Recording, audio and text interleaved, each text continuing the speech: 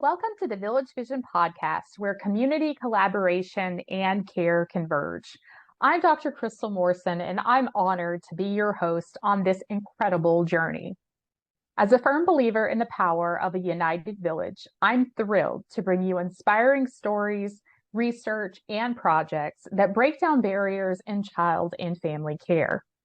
Through heartfelt conversations with experts, advocates, and those with lived experiences, we'll showcase the transformative impact of collective support.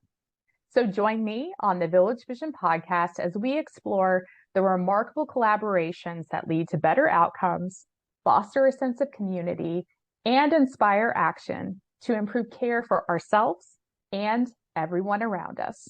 The mission of Autism Connections is to uplift the Southwest Ohio autism community through education, resources, connections, and lifelong support. Welcome, Mary Helen. Thank you, Crystal. I'm excited to be here. Great. Well, we met through a childhood friend of mine, Sonia, who I reconnected with after 30 years.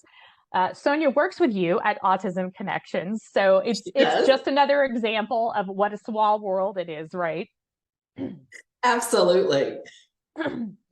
So I was, of course, delighted to know about Autism Connections. It's just an amazing organization, and I'm really excited about learning more about that organization and talking more about that. So I have been in the nonprofit world for 30 years, so most of my career. Mm-hmm. And, as I look back, this is not a path that I set as a kid, right? We all know as a kid, we're like, I want to be a doctor. I want to be in whatever you want to be. Sure. I didn't say, I want to be a nonprofit leader. I really was looking for my place in the world. I mean, who goes and lives across the world, right? Had these great experiences, but ultimately really learned that I wanted to be able to put my head on the pillow at night and feel like I made a difference in my little corner of the world. So when I came back, that kind of catapulted me into what other nonprofit work could I do? How could I use this obscure degree and feel good about what I'm doing? So fast forward 30 years, I can say for most of my career, I've been able to put my head on my pillow at night and feel good about the little difference that I'm making in my little part of the world. And that is so fulfilling because I feel like there's nothing like a job where you don't feel like you're working, you feel like it's your passion project. Yeah. And I think my whole career has been that.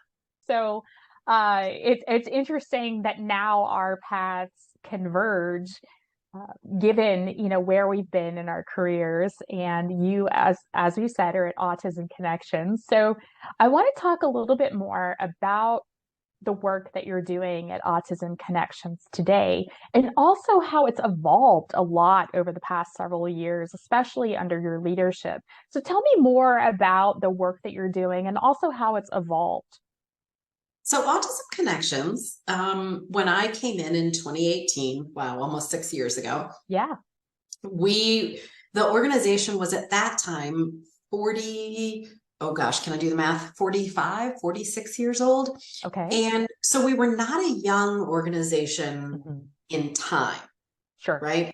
So we made a conscious decision in 2023, both to change our name, but while doing that, to really focus our direction. We heard by and large that families who entered transition age, that 12 to 14-year-olds and older, really felt like they were falling off a cliff. Yep. Services start declining, right? I don't know if people think you're supposed to graduate from autism at 12. I'm not really sure I get that. It's a lifelong disability, but services don't keep up. Right. So we made a conscious decision to figure out how to support families and bring more services to them at transition age and adult. Doesn't mean we don't serve newly diagnosed or little kids. Sure. But the focus of our growth really is in that transition age and adults. And it's it's almost as if, like you say, well, at 18, you mysteriously graduate from autism and it's no longer a part of your life. Well, what, who are we kidding, right? And Right. so I think that, I speak for myself as a parent of a now almost 20-year-old who was diagnosed many years ago. Many years ago, when we were still using different terms like high functioning autism and Asperger's, and there was less awareness and acceptance, and also less engagement among parents. We didn't have the Facebook groups necessarily back then, and so on and so forth. And so you really felt like you were on an island by yourself. And so we've gotten so much better about it. But I speak from personal experience when I say there's absolutely a cliff in this perception that, oh, well, you were diagnosed at an early age, you got all of these services, therefore go off and be merry, right? And Yeah. so I just wanted to reiterate how much I appreciate that shift in focus, really making sure that we're serving teenagers and adults and families of those teenagers and adults to build capacity as well, right? Yeah. Well, and interesting because as much as things have changed, Mm-hmm. things have also stayed the same. Yeah, yeah, Families still at diagnosis, whether your child is 2 or 22, right. still feel alone and isolated, Sure. right? So as I look into the future, I see and I have heard other gaps Mm-hmm. that families have told me, and we're looking to fill them. So coming in 2024, for example, we are going to do a multi-week financial literacy class, and not financial literacy in the way of, I don't know, high techy. I don't want to say it like that, but Uh-huh. practical. I Sure. really I really want to teach more practical skills. So what does a budget look like? How do you balance a checkbook? Yeah. Things that, quite frankly, I don't think we're learning anywhere, Mm-hmm. neurotypical or neurodivergent. Yeah. I want a center. Like if you want the big dream, I want a center where people can come to not feel alone and isolated, Mm-hmm. where families can come and just build community, Mm-hmm. right? Whether that's through support groups or hanging out, whether it's fun activities or it's a class we're teaching, or I can see it. I can see Yeah. a center that is community center-esque, maybe. Yeah. Um, that that would be, I don't know, the Center for Autism in Southwest Ohio. Wouldn't that be cool? Um, Absolutely.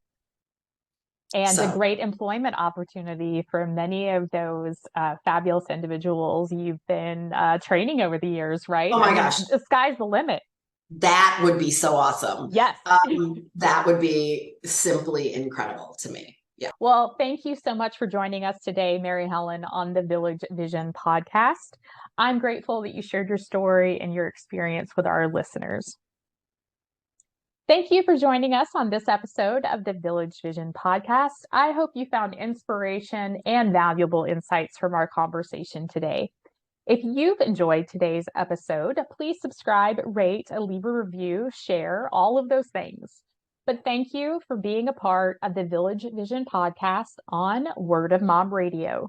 Take care, and let's keep shining a light on the power of community, collaboration, and